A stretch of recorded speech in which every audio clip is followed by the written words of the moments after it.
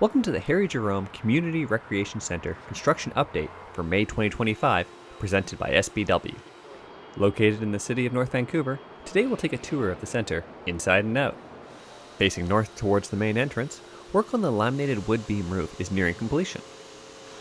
The last few beams are ready to be lifted into position. The beams are connected using concealed beam hangers. Metal knife plates are installed on the beams and then connect the beams together, providing a secure flush fit. Looking up inside the lobby, we can see the beams in place with their temporary protective wraps on. The roof is then built on top of the beams.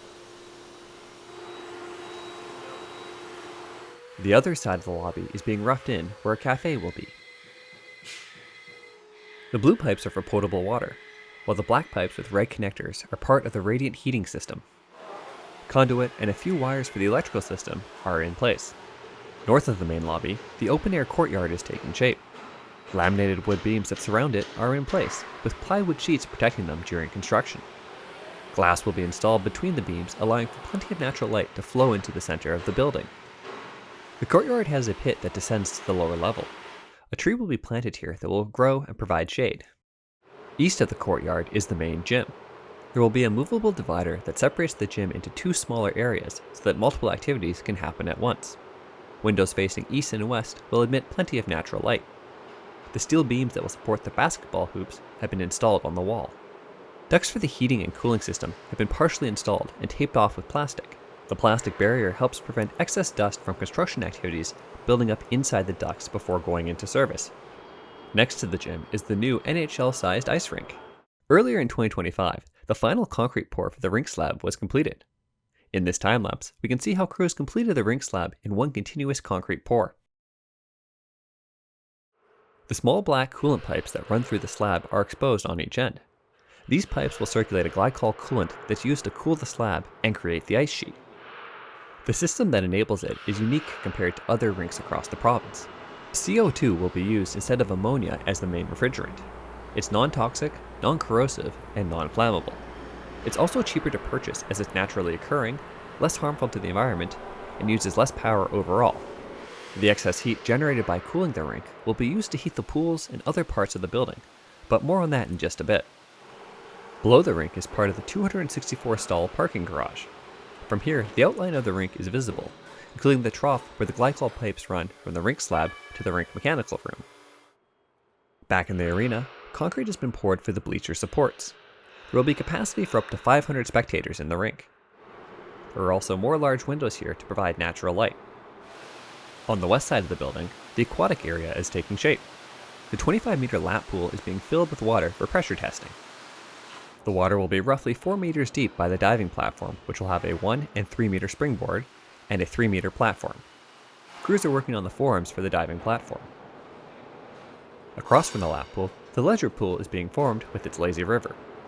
Concrete beams have already been poured to help support the pool, with some internal pipes for the pool plumbing in place. Gravel is used to fill the areas in between the beams.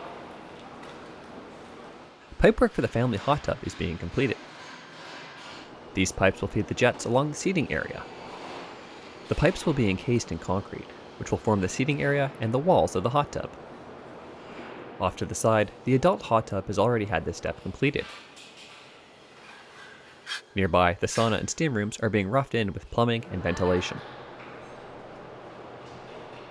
Above the pool area, a large suspended platform is in place. This provides crews with a safe working space while they install HVAC, lighting, and other ceiling components. The changing rooms have been roughed in with plumbing for toilets, sinks, and showers. Vapor barrier has been installed to keep the moist pool air from escaping to the non-aquatic parts of the building. Back on the pool deck in the flex space, crews are installing moisture-resistant drywall. Below the pools in the mechanical area, many pipes, pumps, and filters have been installed. Instead of using a traditional style filter system, which uses more energy, water, and chemicals, the in-blue filtration system is being used. It works by using large gravity-operated drum filters that remove fine particulates and don't require high-pressure pumps.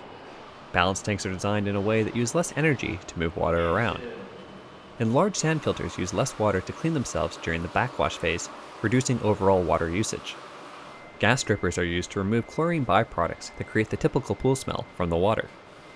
When in operation, the system uses both 50% less energy and water compared to traditional systems. In the main electrical room, breakers, switches, and grounding equipment have been installed.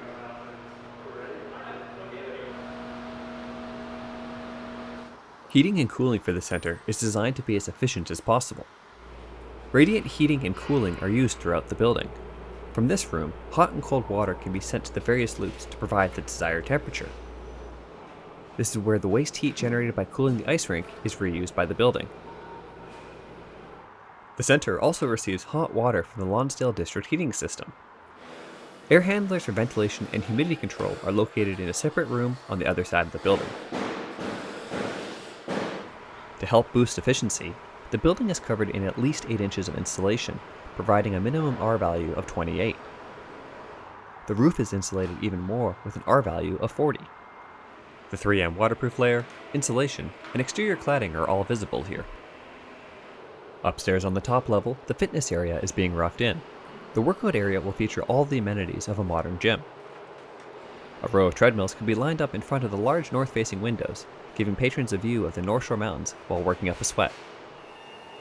Separate rooms off to the side will be used for yoga, fitness classes, and office space. Around the corner is an empty elevator shaft, waiting for the next stage of construction. Beside the gym space is an outdoor area on the second level that can be used for activities when the weather is good. Back outside, crews are working on finishing up the exterior of the building. Insulation, waterproofing, and cladding is being installed to complete the building envelope. Groundwork is also happening in some areas. On the east side of the site, a skate park, playground, and half-court basketball will be built. Just south of that, the new Silver Harbor Seniors Activity Center is being built. The steel frame of the building is up. Crews are installing the corrugated steel sheets known as Q-deck. On top of the Q-deck, rebar will be laid and then a concrete slab will be poured. When complete, this building will be used for senior-specific programming and classes. And that concludes our look at construction on the new Harry Jerome Recreation Centre in May of 2025. Thanks for watching, and we'll see you in the next one.